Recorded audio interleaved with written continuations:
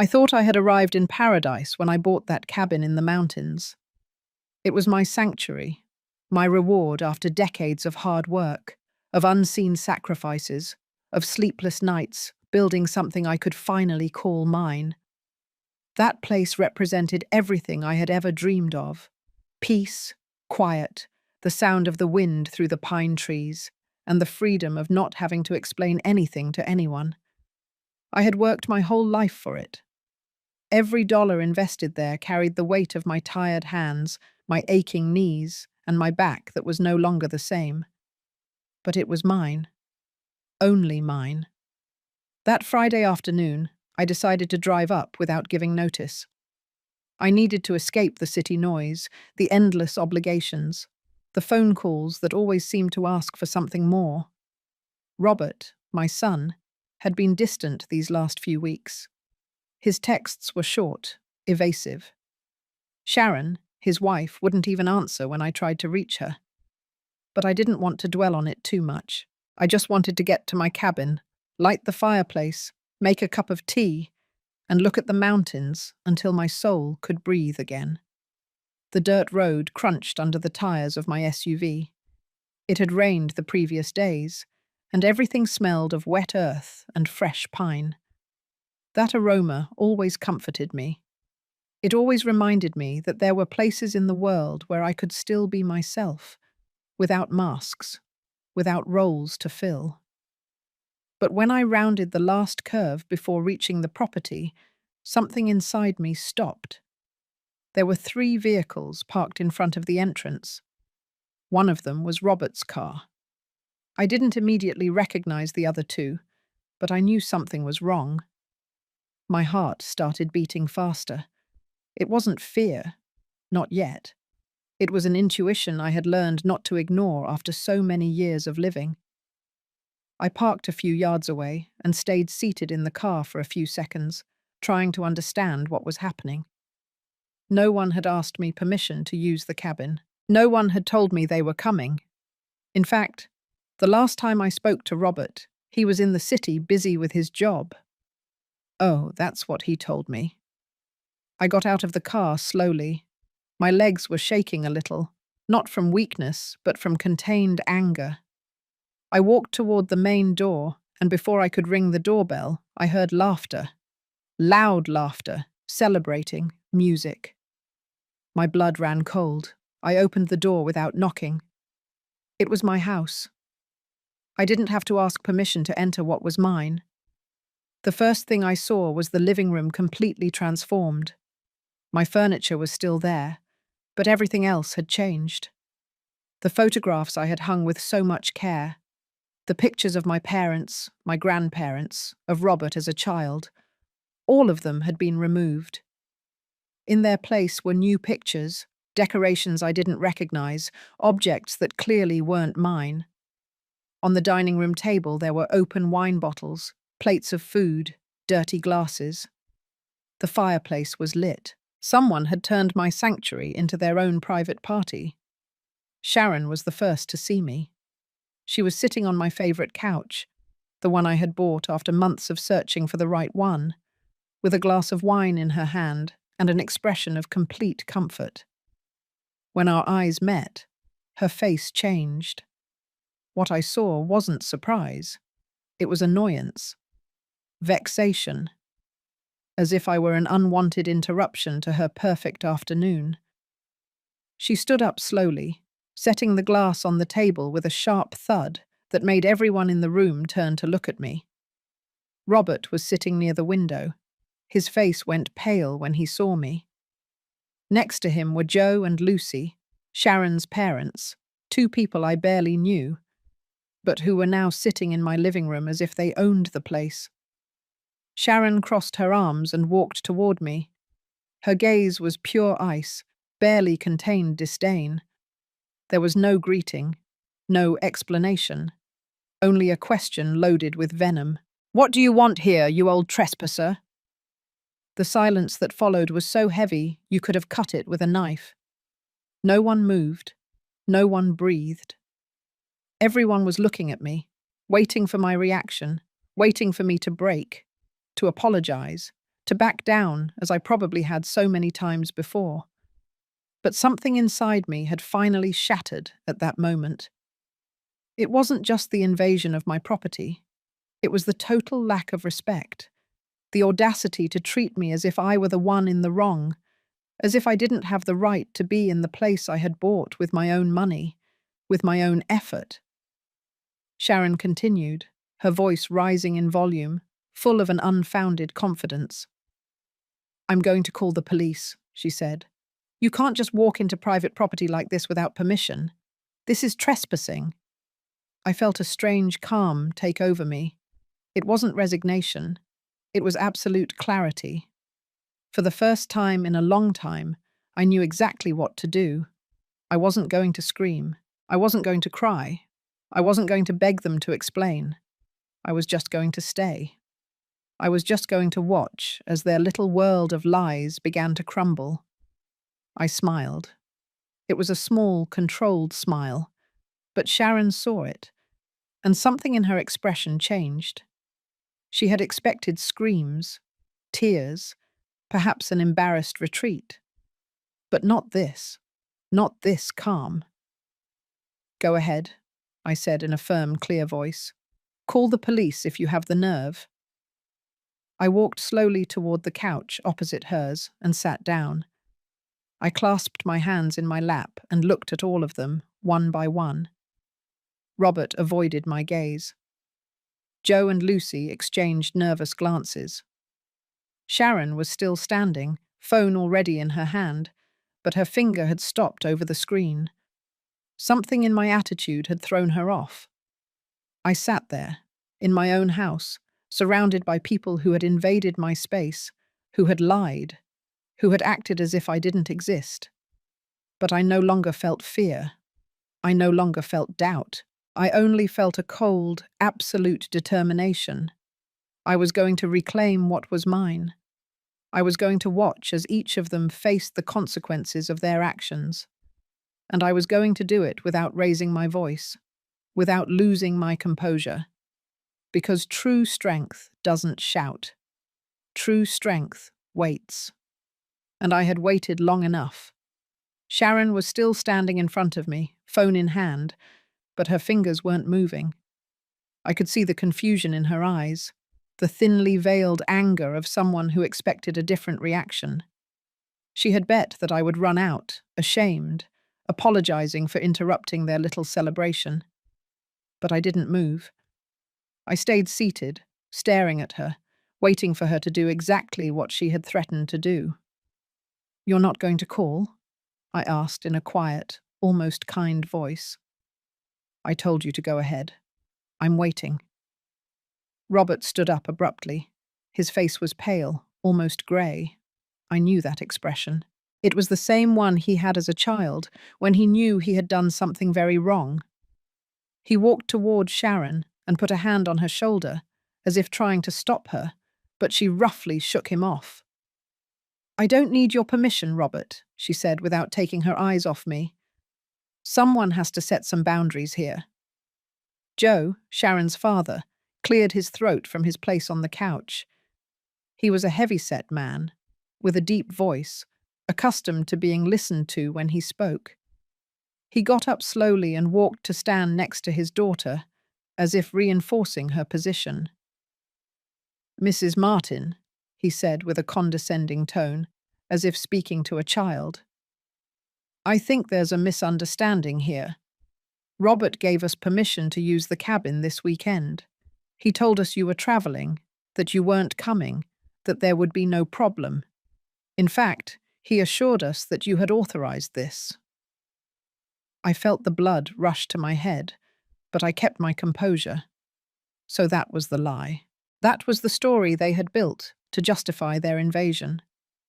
Not only had they occupied my property without my consent, but they had used my name, invented an authorization I never gave, and manipulated the truth to look good in front of others. "Robert told you that?" I asked, looking directly at my son. "You told them I authorized this?" Robert opened his mouth, but no sound came out.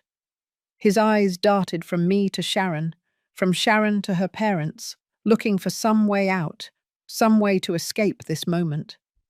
But there was no escape. The truth was there, naked and cruel, waiting to be acknowledged. Lucy, Sharon's mother, spoke from her seat. She was a thin woman, with a sharp voice, and a perpetual expression of superiority that had bothered me since the first day I met her. "We didn't know you weren't aware," she said with false innocence. "Robert invited us. He said it would be a family weekend, that you would arrive tomorrow, and that we should get everything ready for when you came. We even cleaned the house. See? We went grocery shopping. We brought food, all so you would be comfortable." The lie was so elaborate, so carefully constructed, that it almost seemed credible. Almost. But I knew every corner of this house. I knew exactly how I had left it the last time I was here. And what I saw now was not a house prepared for my arrival. It was an occupied house, transformed, stripped of my presence to make room for theirs. "So Robert lied to you," I said simply, letting the words drop like stones into still water. "Because I never gave any authorization. I never said I was traveling. I never knew you would be here." The silence fell over the room again. But this time it was different. This time there was discomfort, nervousness. Joe and Lucy exchanged glances. Sharon squeezed the phone tighter.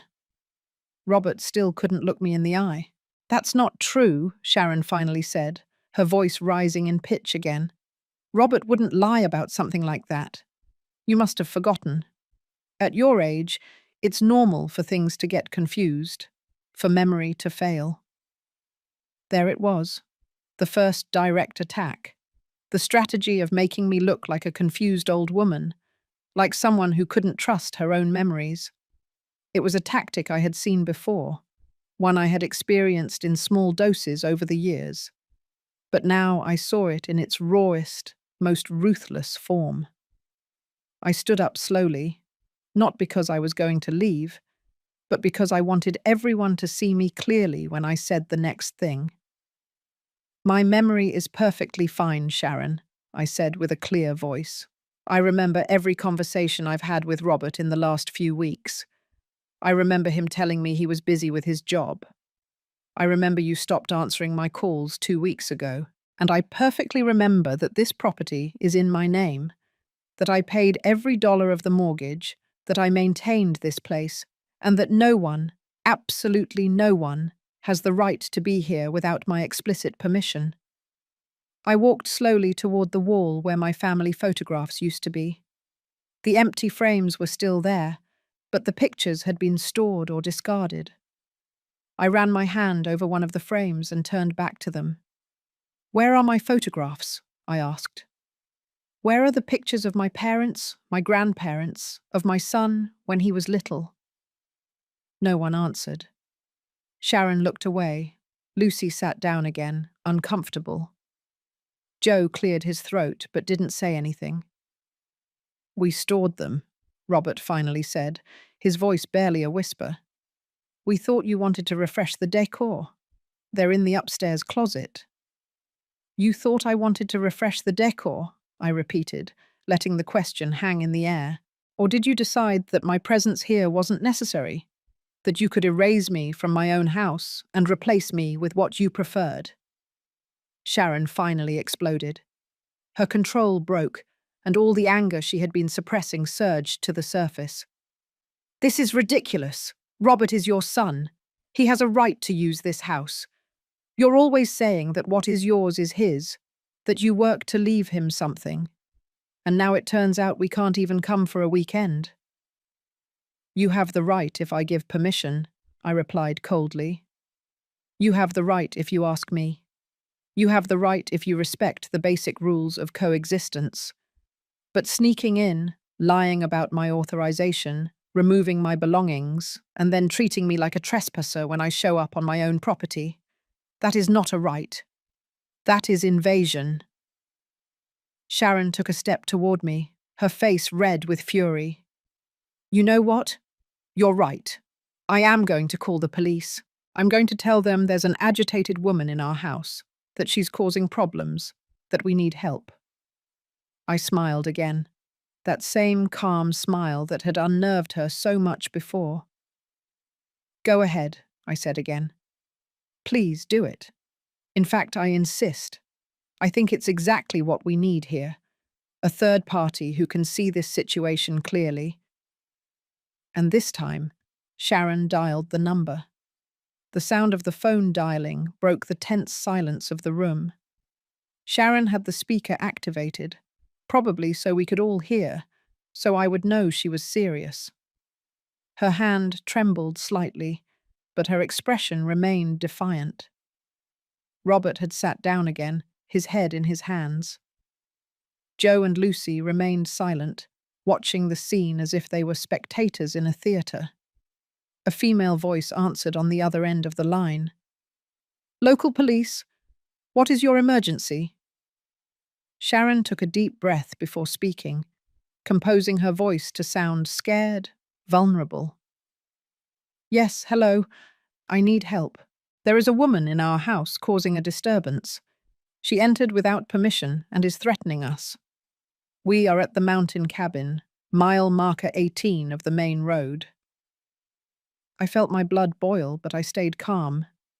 Every word that came out of her mouth was a calculated lie. Our house. Entered without permission. Threatening us. All designed to make me look like the aggressor, the troublemaker. Does the person represent an immediate danger? The operator asked. Sharon looked at me with barely contained hatred. I don't know. She is very agitated. She is in her 60s, but she is acting irrationally. We are scared. A unit is on the way. Stay in a safe place and do not confront the person. You can leave the house. Yes, we can try, Sharon replied, cutting the call with exaggerated drama.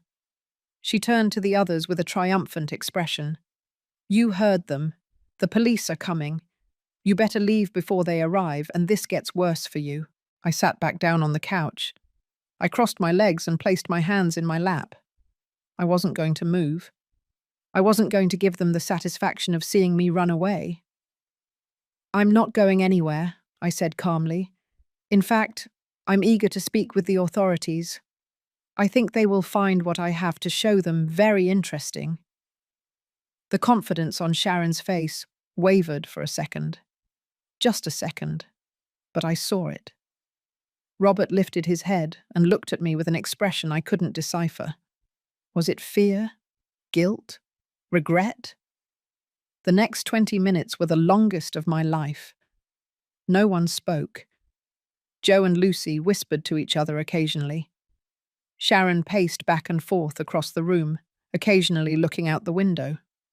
Robert remained motionless, like a pillar of salt, and I stayed seated, waiting, with a calm that surprised even myself. Finally, we heard the sound of an approaching engine.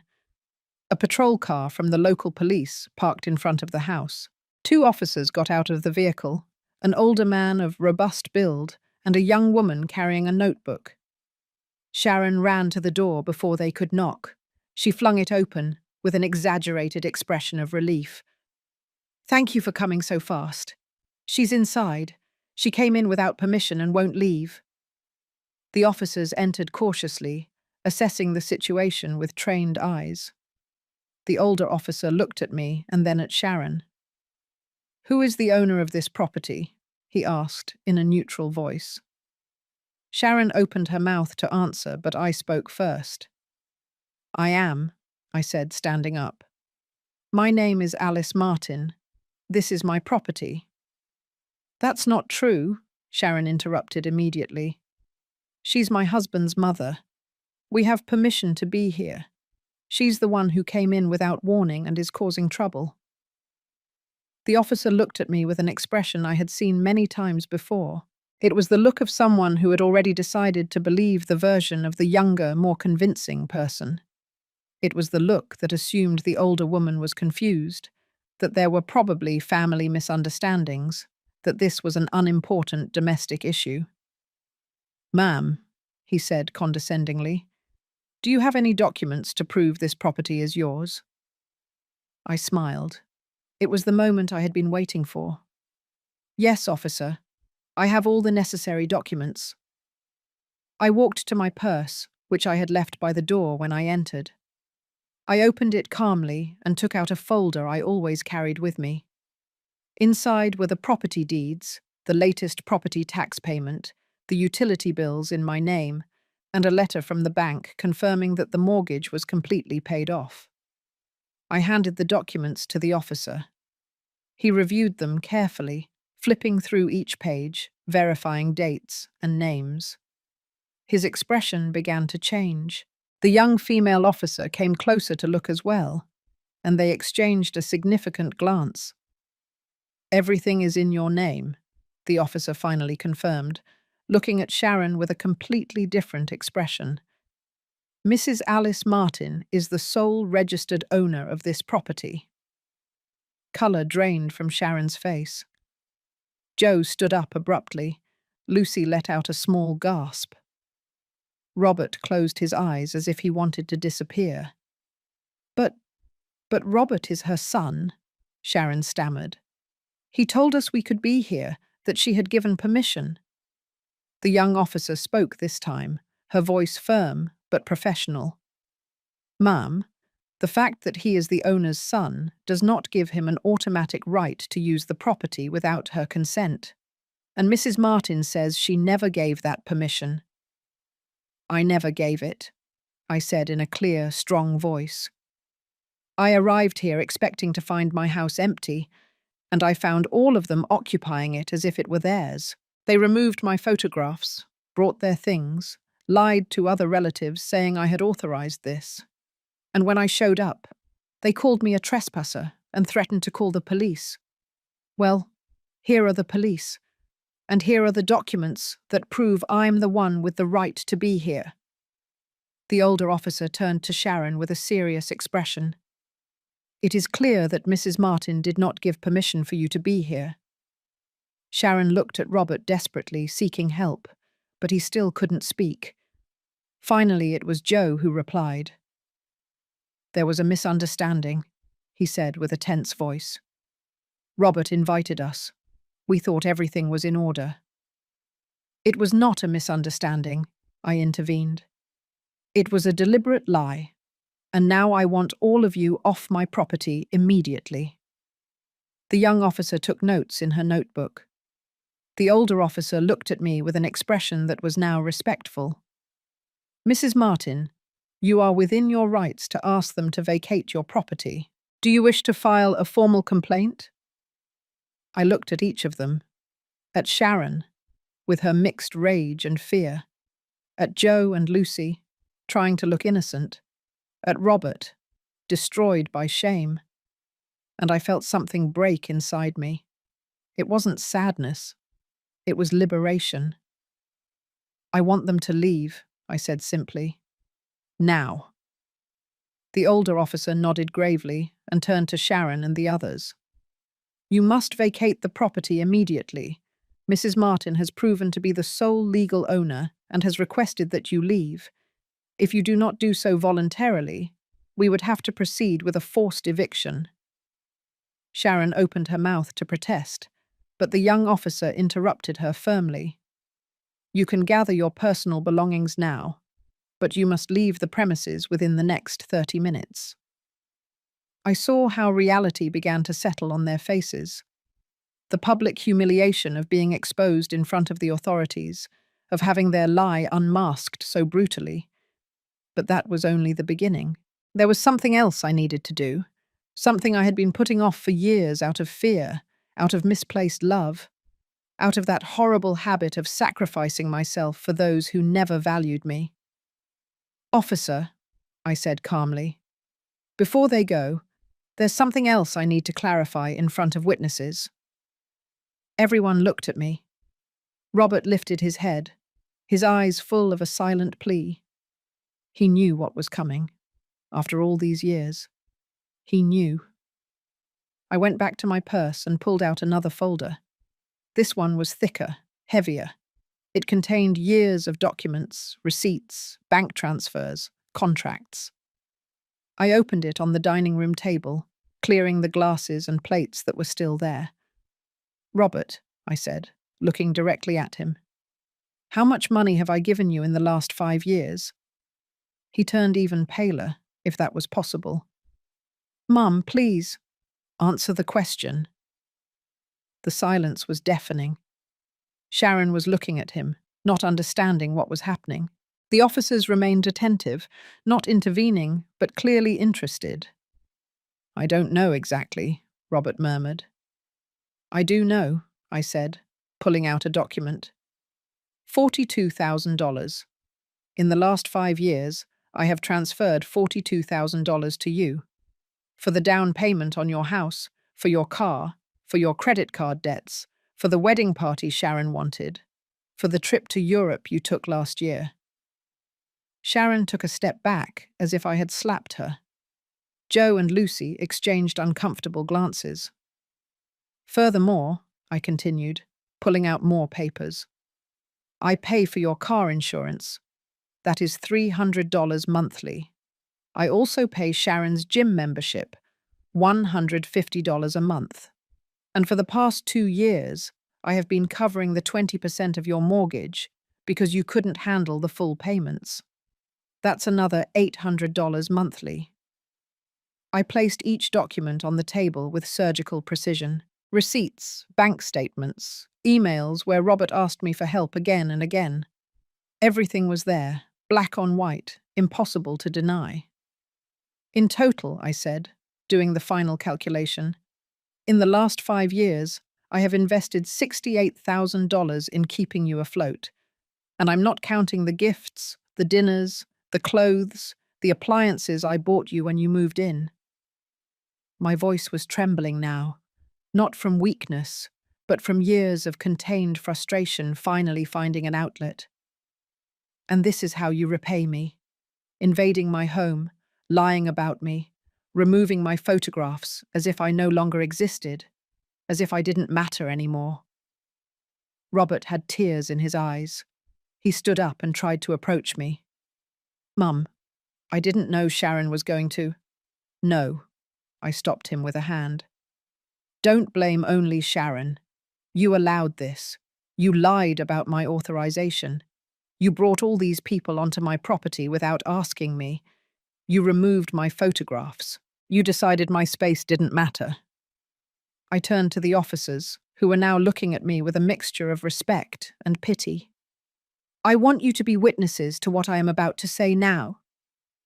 I took out my phone and opened my banking application. My hands weren't shaking. They were steady, sure, determined. "As of this moment, I am cancelling all automatic transfers in the name of Robert Martin. I am cancelling the payment for his car insurance. I am cancelling the monthly contribution to your mortgage. I am cancelling Sharon's gym payment." I pressed button after button, confirming each cancellation. Sharon watched the scene with growing horror.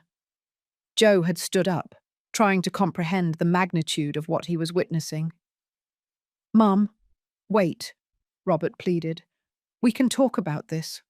We can fix it." "There's nothing to fix," I replied without looking up from the phone. "For years I have fixed your problems. I have paid your debts. I have covered your mistakes. And I did it because I loved you. Because you were my son. Because I thought it was my duty to support you. But I confused support with enabling. I confused love with being used."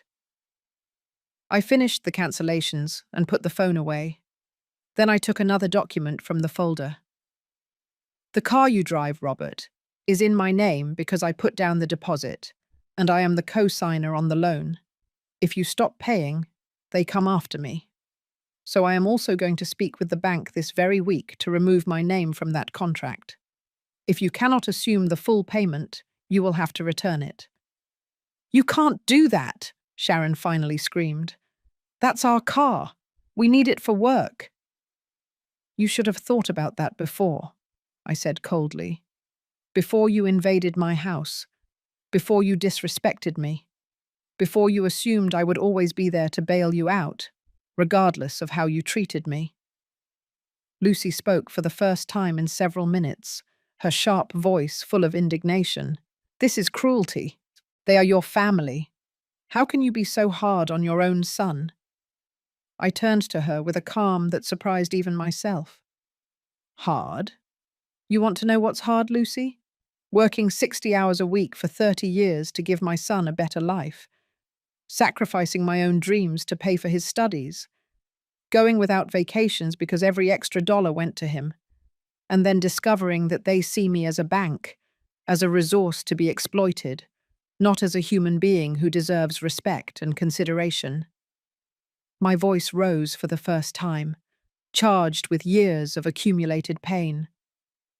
"You arrived here 3 months ago when Robert and Sharon invited you to live with them because they couldn't afford your rent. And do you know who is subsidizing that generosity? I am. With the $800 monthly I put toward the mortgage, I am paying for you to have a roof over your heads, while you treat me like a trespasser in my own property." Joe opened his mouth, but no sound came out. The truth was too obvious, too brutal to deny. I took the last document from the folder. It was the contract for the house where Robert and Sharon lived. "This is the copy of the mortgage agreement. Tomorrow morning I am going to contact the bank and request to remove my monthly contribution. You will have to cover the full payment yourselves. If you can't, the bank will begin foreclosure proceedings in 90 days. The silence that followed my words was absolute. Even the officers seemed uncomfortable with the tension filling the room. Sharon had her hands over her mouth, her eyes wide, as the magnitude of what had just happened began to sink in. Joe and Lucy were pale, motionless as statues. And Robert simply wept in silence, tears running down his cheeks, making no effort to stop them. I put all the documents back into the folder, with slow, deliberate movements. Each paper I folded was a chapter closed, a tie cut, a chain broken. "You have 30 minutes to collect your things and leave," I said, looking at the older officer. "That is correct," he nodded, consulting his watch. "That's right, Mrs. Martin. We will wait outside to ensure the eviction is carried out without incident." The two officers stepped out onto the porch, leaving us a moment of privacy that I hadn't asked for, but which they probably deemed necessary. It was the last chance for the family to say what they had to say, to try one last emotional plea. Robert was the first to move. He approached me with slow, hesitant steps, like a child who knows he has made a terrible mistake and doesn't know how to fix it.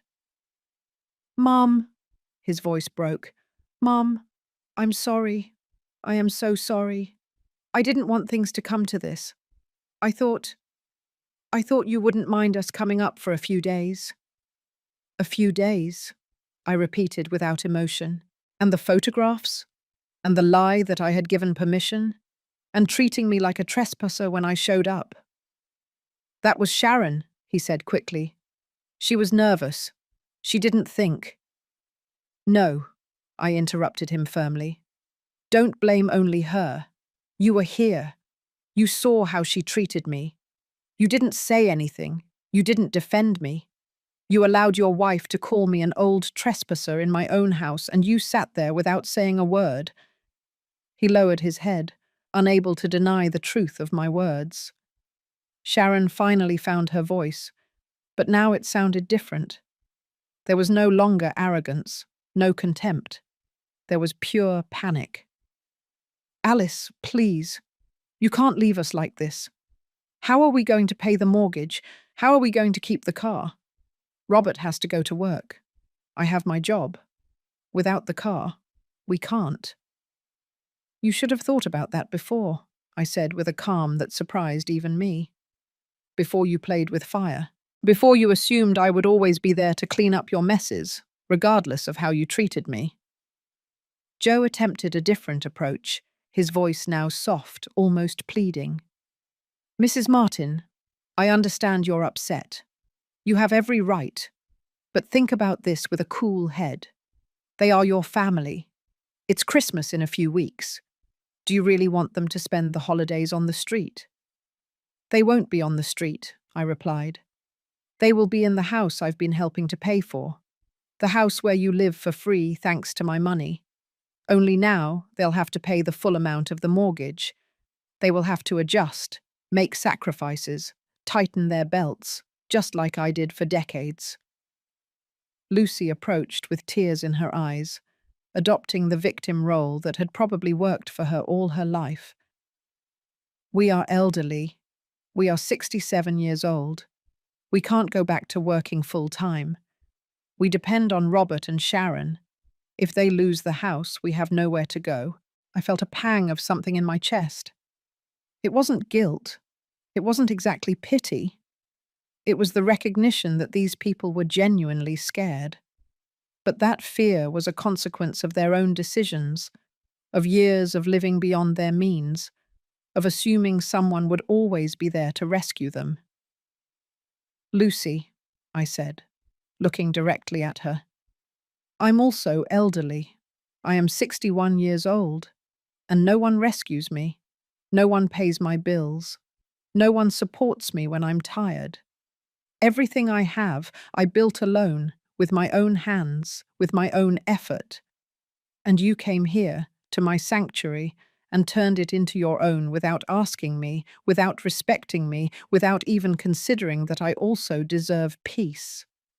I walked to the window and looked outside, where the two officers waited next to their patrol car. The sun was beginning to set behind the mountains. Soon it would be night. Soon they would be on the road, driving back to the city in the cold evening. You have 20 minutes, I said without turning around. Start packing. For the next few minutes, I heard the chaos of people hurriedly gathering their things, suitcases being zipped, objects being stuffed into bags, quick footsteps going up and down the stairs. No one spoke. Only the sound of urgency, of contained panic, of a world crumbling. Sharon walked past me carrying a large bag. She stopped for a second, as if to say something, but finally just kept walking. Joe and Lucy came down with their belongings, avoiding my gaze. Robert was the last to come down. He carried 2 suitcases, and his face was swollen from crying. He stopped in front of me. He opened his mouth. He closed it. He opened it again. Mum, is there any way to fix this?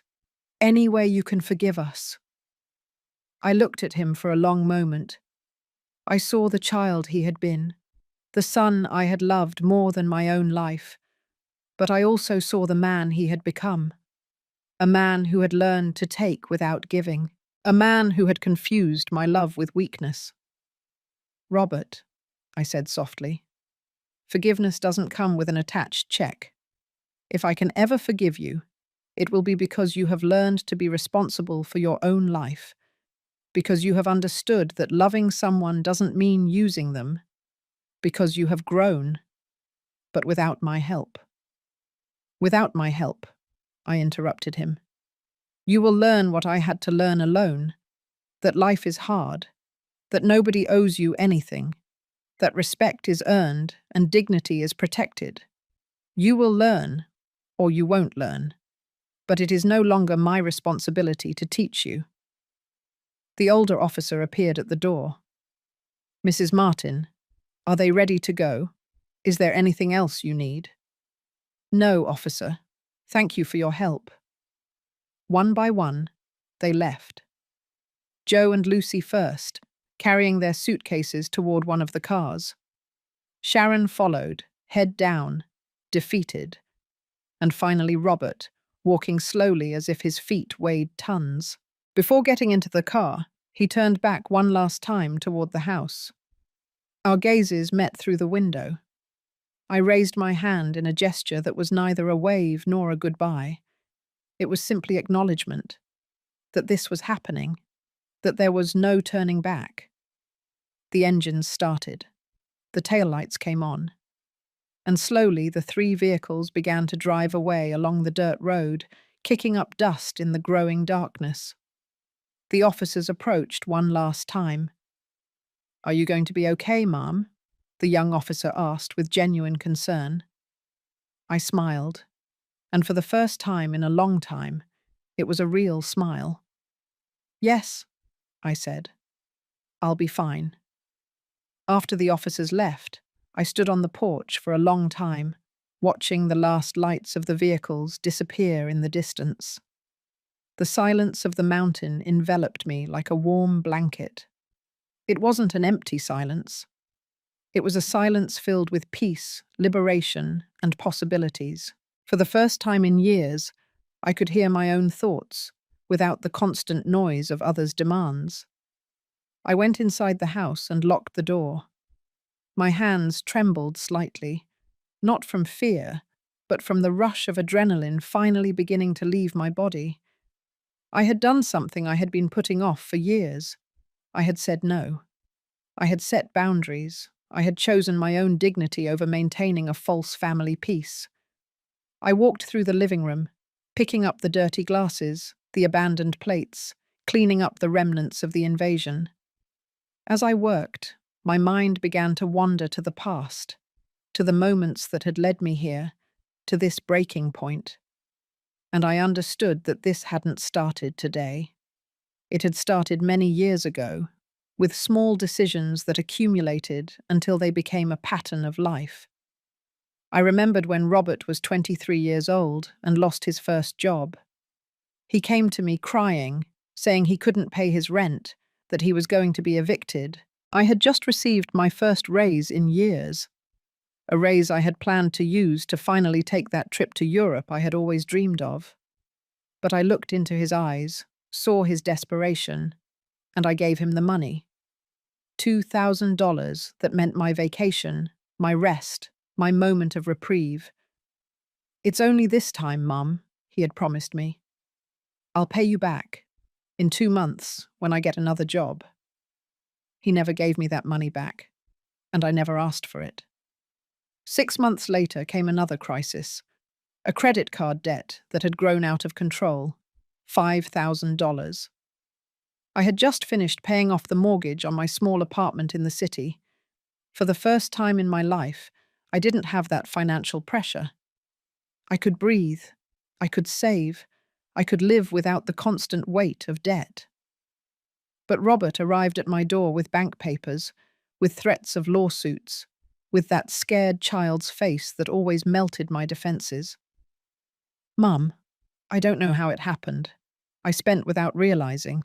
If I don't pay, they'll ruin my credit history. I won't be able to get anything in the future." And I paid.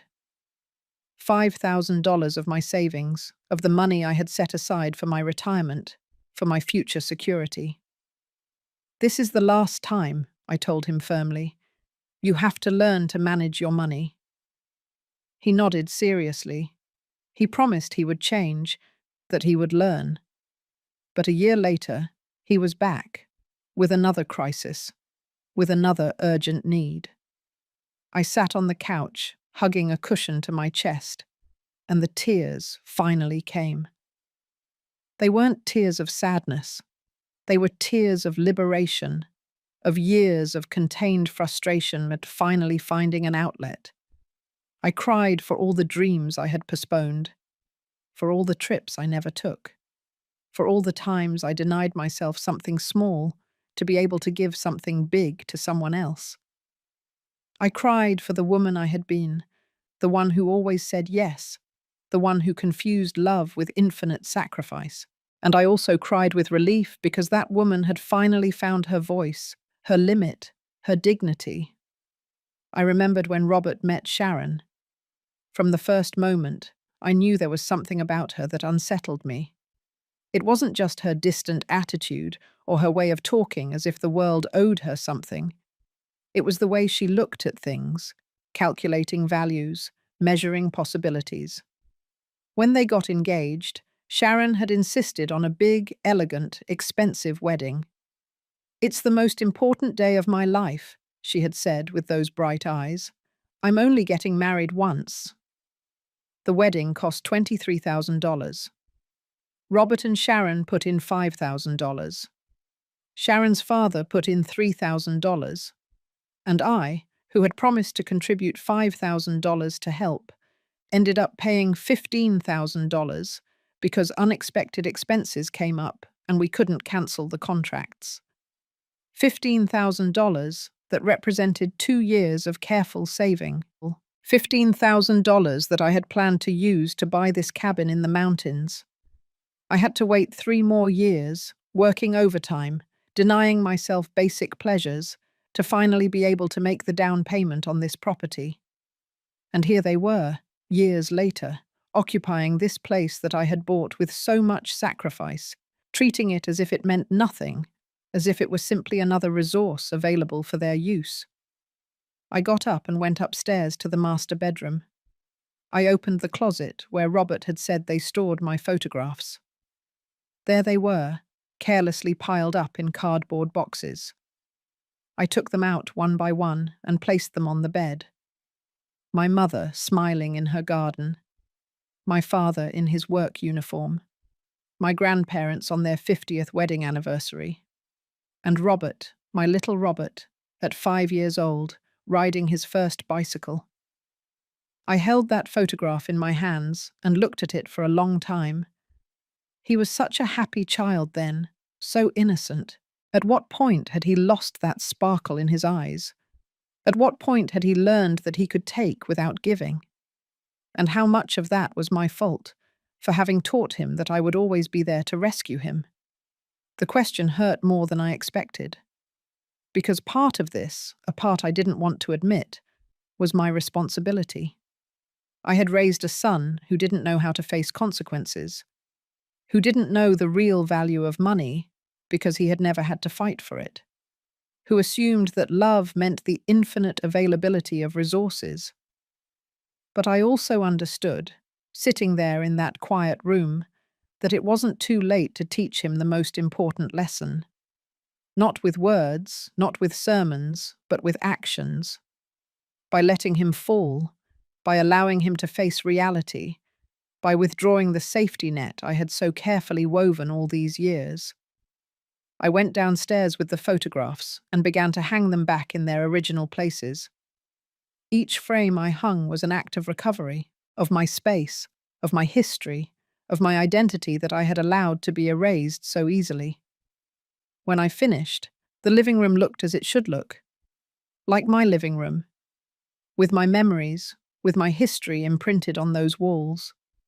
It was no longer a generic space that anyone could occupy and transform. It was my home. I lit the fireplace and made myself a cup of tea. I sat down in front of the fire and let the warmth penetrate my tired bones. It had been an exhausting, emotional, devastating day in many ways, but it had also been liberating. I took out my phone and checked the confirmations of all the cancellations I had made. Robert's car insurance, cancelled. The monthly contribution to his mortgage, cancelled. Sharon's gym payment, cancelled. Each notification was a reminder that I had done it, that I had taken the step, that there was no turning back. My phone vibrated with a message. It was from Robert. "Mum, we made it home. Please reconsider. We can't do this without your help. I beg you." I looked at the message for a long time. My fingers moved over the keyboard, writing and deleting responses over and over. Finally, I wrote something simple. "Robert, I love you. But love doesn't mean allowing you to disrespect me. Learn to live within your means. Learn to value what you have. Learn to be responsible. When you do that, we can talk." I sent the message, and then, with a determined movement, I blocked his number. The first 3 days at the cabin were of absolute silence. I received no calls. I had no messages. There were no attempts at contact. It was as if I had cut a cord that connected me to a world of constant demands, and now I simply floated in space, free but also strangely alone. I spent the mornings walking in the woods around the property, watching the light filter through the pine trees listening to the birds sing as if celebrating my presence. In the afternoons, I read books I had bought years ago and never had time to open. I cooked simple food just for myself, without having to worry about anyone else's tastes. I slept deeply, without sudden awakenings, without that nocturnal anxiety that had been my companion for so long. It was peace, it was freedom. But there were also moments when doubt crept through the cracks in my determination. On the fourth day, I decided to return to the city. I had things to resolve, promises to keep. I couldn't hide in the mountains forever, as tempting as it was. As I drove back, I mentally rehearsed the conversations I would have to have with the bank, with the insurance company, with the lawyers, if necessary. I arrived at my apartment in the city at noon. The answering machine was blinking with 15 new messages. I listened to them all while making coffee. 3 were from Sharon, each one more desperate than the last. 4 were from unknown numbers that were probably Joe and Lucy trying to communicate from other phones. 5 were from family friends, clearly contacted by Robert to intercede. And 3 were from the bank. I started with the bank. I called the number they had left, and a representative answered. "Vicente, Mrs. Martin," he said. "We're calling because we noticed you cancelled your monthly automatic transfer. We wanted to confirm if this was intentional or if there was an error in the system." "It was completely intentional," I replied firmly. "I want to remove my monthly contribution to my son's mortgage, and I also need to talk about removing my name as co-signer on his car loan." There was a pause on the other end of the line. I could hear rapid typing. "I understand. Regarding the car, your son would have to refinance the loan without you as a co-signer, which would require him to qualify on his own. Do you want us to send the necessary documentation?" "Yes, please. And regarding the mortgage, without your monthly contribution, the payment would increase by $800. Is your son aware of this change?" "He is aware," I said, although I didn't know if he had really processed the magnitude of what it meant. "He will have to find a way to cover the full amount." "Very well, we will process the changes. Just to inform you, if there were 3 consecutive missed payments, the bank would initiate foreclosure proceedings." "I understand. Thank you for the information." I hung up and stared at the phone. 3 months. Robert had 3 months to find $800 extra each month.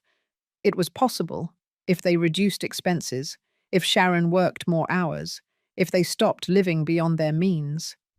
But it would require sacrifice, discipline, maturity. The phone rang almost immediately. It was a number I didn't recognize, but I decided to answer. "Alice?" It was Lucy's voice, trembling, pleading. "Please, don't hang up. I need to talk to you." I took a deep breath. "What do you want, Lucy?" "I came to the bank this morning with Robert. They told us you cancelled everything. The car insurance, your part of the mortgage." "Alice, we can't afford all that. Robert earns $1,800 a month. The full mortgage is $1,400. The car insurance is $300. The bills for electricity, water, and internet are another $250. How are we going to live on $150 a month?" I did the math quickly in my head. The numbers didn't add up. "Lucy, if Robert earns $1,800 and the full mortgage is $1,400, that leaves $400, not $150. "But the car insurance that you were paying," I interrupted her. "If you can't pay for it, then you can't have the car. It's that simple. Sell the car, buy something cheaper that you can maintain, use public transport, look for alternatives. But it's no longer my problem." "Sharon also works," Lucy continued quickly. "She earns $900 a month. That gives us $2,700 in total." "Then you have enough," I said, calculating. $1,400 for the mortgage, $300 for insurance if you decide to keep the car, $250 for utilities. That's $1,950. That leaves you $750 for food, gas, and other expenses. It's tight, but it's possible. But we also live there, Lucy said, her voice going up an octave. Joe and I need to eat. We need our medications. Joe has to go to the doctor every month. That costs $120 because we don't have insurance. And there was the real reason the numbers weren't working. It wasn't just Robert and Sharon. It was 4 adults living on the income of 2, and one of them had significant medical expenses. Lucy, how old are you and Joe? 67, and neither of us works. Joe had a heart attack 2 years ago. He can't work, and I take care of him. I felt a twinge of something akin to compassion, but I kept it at bay. This wasn't cruelty on my part. It was reality. Lucy, understand something. I am also close to 70. I also have medical expenses. I also get tired. The difference is that I worked my whole life to secure my future. I saved, I invested, I prepared. And now that I could finally rest, I discovered I was supporting 6 people besides myself. But we're family. Being family doesn't mean I have to sacrifice my financial security for yours, I said firmly, especially after how you treated me. You invaded my property, you disrespected me, you called me a trespasser, and now you want me to keep paying your bills. There was silence on the other side. Then I heard sobbing. I don't know what we're going to do, Lucy cried. We have nowhere to go. We don't have any savings. If Robert loses the house, we'll be on the street. Then Robert needs to find a second job, I said without emotion. Sharon, too. You need to apply for government medical assistance for Joe.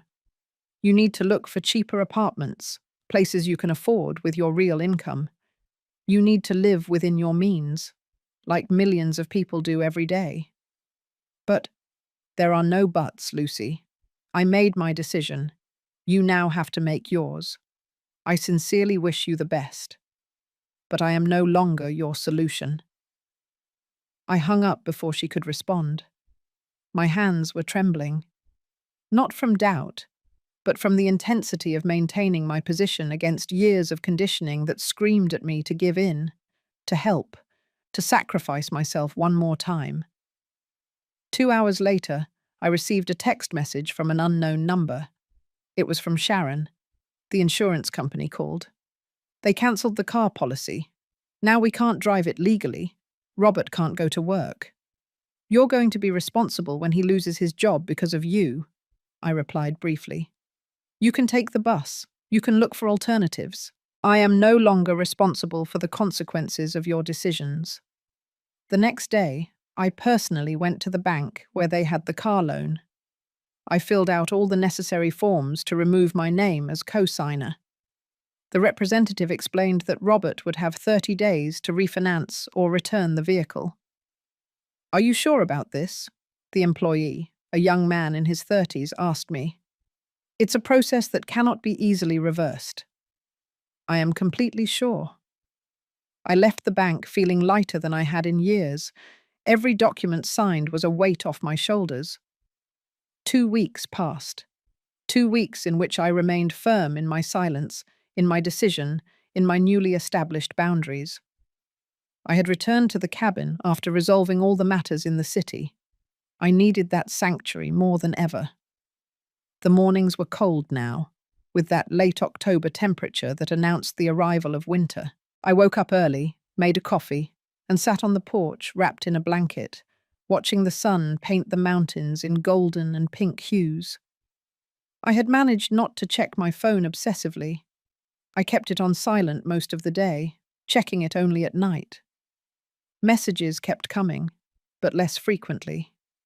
3 from Robert, automatically blocked. 2 from unknown numbers that I deleted without reading. 1 from a distant cousin asking if it was true that I had thrown Robert out on the street, clearly fueled by distorted versions of the facts. But that Friday afternoon, when I checked the phone before making dinner, there were 15 missed calls, all from the same unknown number, and 3 voicemails.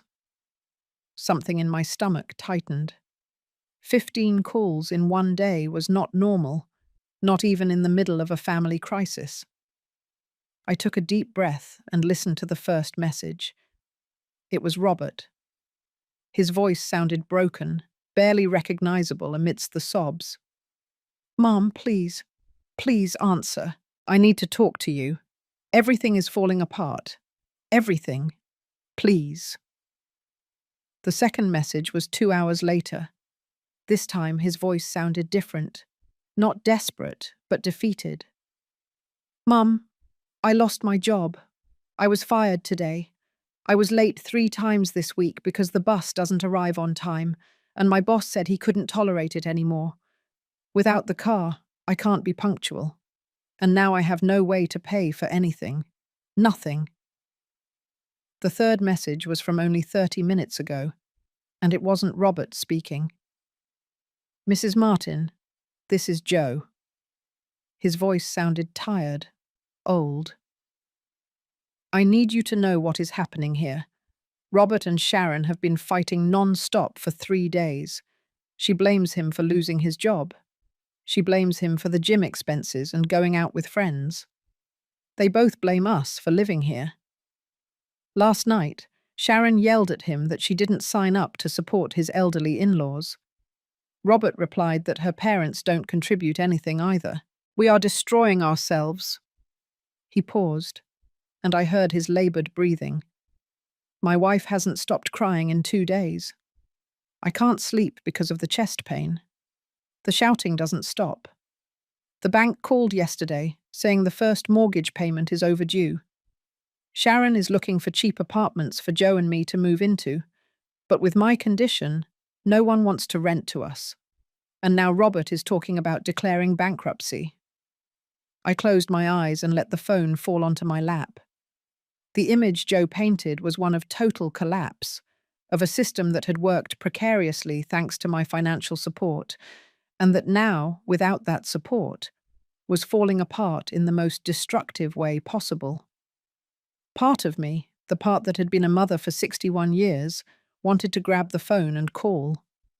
I wanted to say that everything would be okay, that we would find a solution, that I would fix this as I had always fixed everything. That part hurt me physically, as if claws were digging into my chest.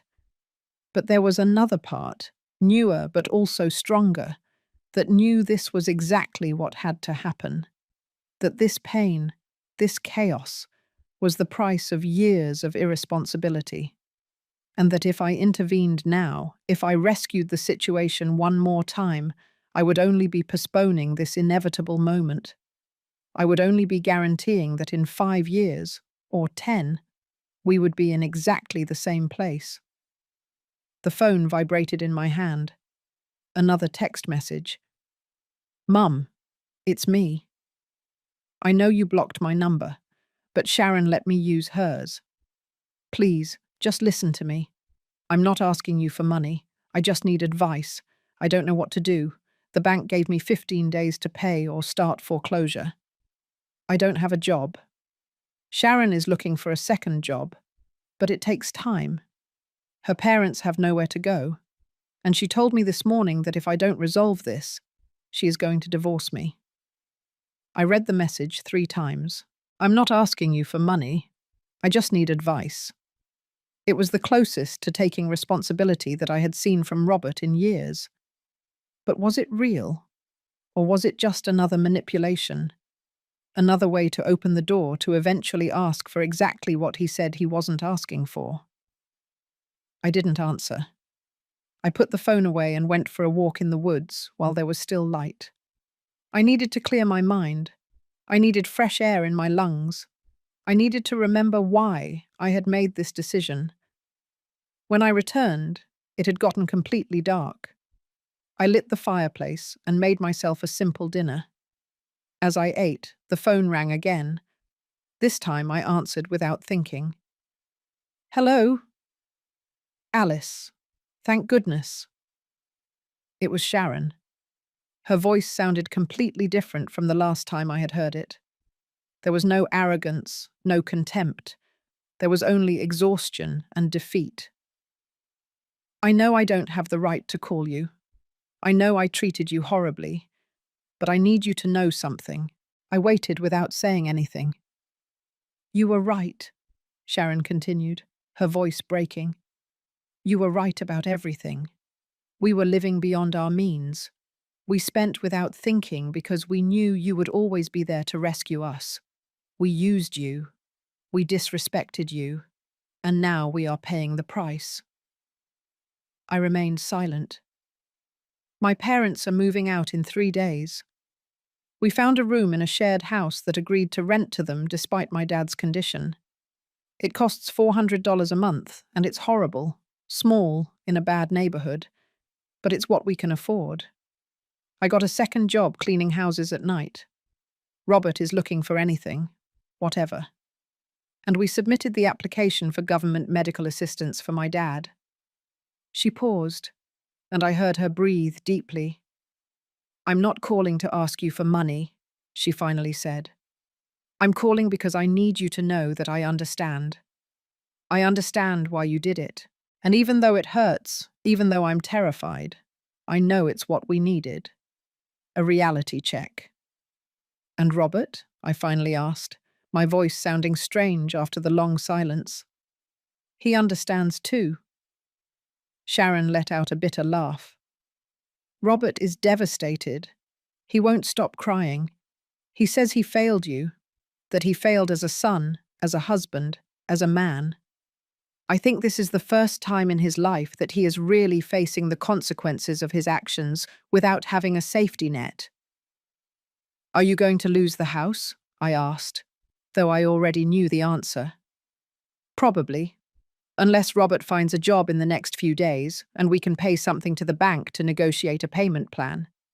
But even if we manage it, we are going to have to sell the car, cut expenses, live completely differently.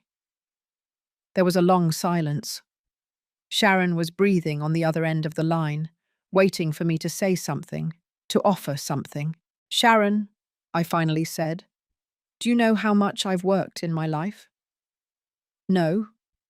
Since I was 16, 45 years working, 45 years getting up before dawn, coming home after dark, 45 years postponing my dreams to build security, and in the last 5 years, I have given $68,000 to support you. $68,000 that represent years of sacrifice. I know, she whispered, and still you treated me like a trespasser in my own house, as if I didn't matter. I'm sorry. God, I am so sorry. Sorry is not enough, Sharon, I said with a firm but not cruel voice. Sorry is just words. What I need to see are actions, real changes, true responsibility. And that takes time. A lot of time. There was a heavy silence on the other end of the line. I could hear Sharon's ragged breathing, the sound of someone trying not to completely fall apart. I understand, she finally said. I don't expect your forgiveness. I don't expect your help. I just wanted you to know that for the first time in my life, I am understanding what it means to really struggle, what it means to have no one to turn to. And it's terrifying, but it's also necessary. She hung up before I could reply. I kept holding the phone, looking at the screen that now showed the call duration.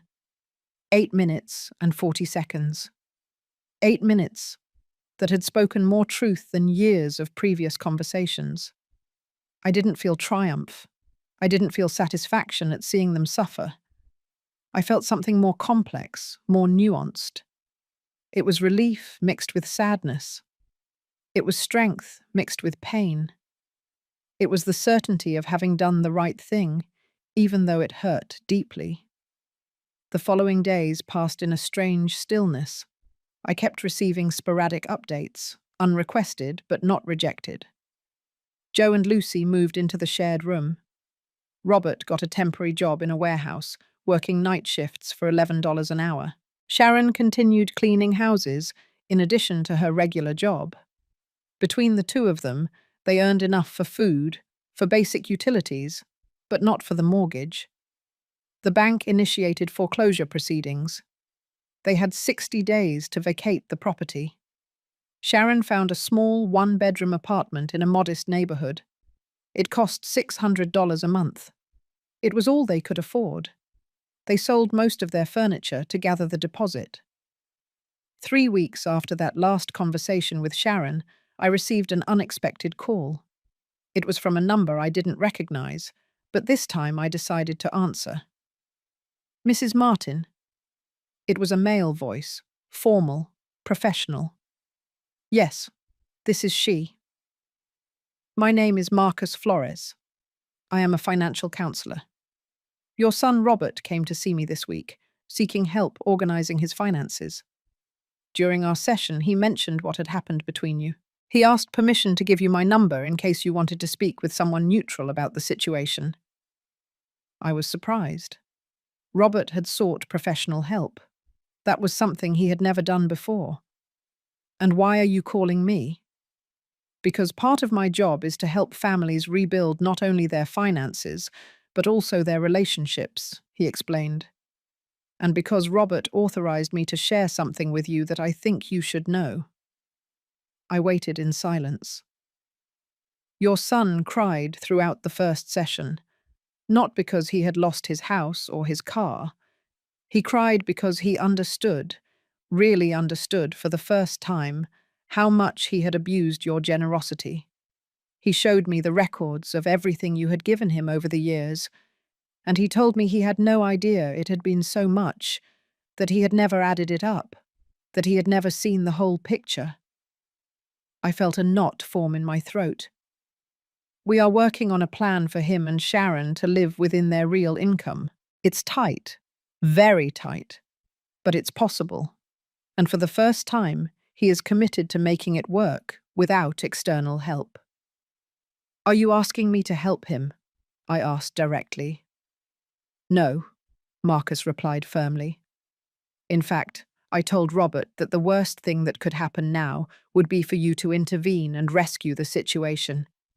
I told him that this moment, as painful as it is his opportunity to grow, to learn, to become the man he needs to be. So why are you calling me?" "Because I also work with parents who have had to make difficult decisions like yours. And I know that even though it's the right thing to do, it doesn't stop hurting. I wanted you to know that your son is taking this seriously, that he is changing, and that someday, when the time is right, he will probably want to talk to you, not to ask for help, but to thank you for forcing him to wake up." We hung up after a few more minutes of conversation. I sat in front of the fireplace for a long time, processing what I had just heard. There was a part of me that wanted to believe Robert was truly changing, but there was another part, more cautious, that knew that true change takes time, that words are easy and actions are difficult. 2 more months passed. December arrived with its biting cold and short days. I stayed at the cabin practically the entire time, enjoying the solitude I had craved for so long. I read, I walked, I cooked, I slept. I lived without the constant weight of others' demands. And I discovered something surprising. I was happy, genuinely happy in a way I couldn't remember being in years.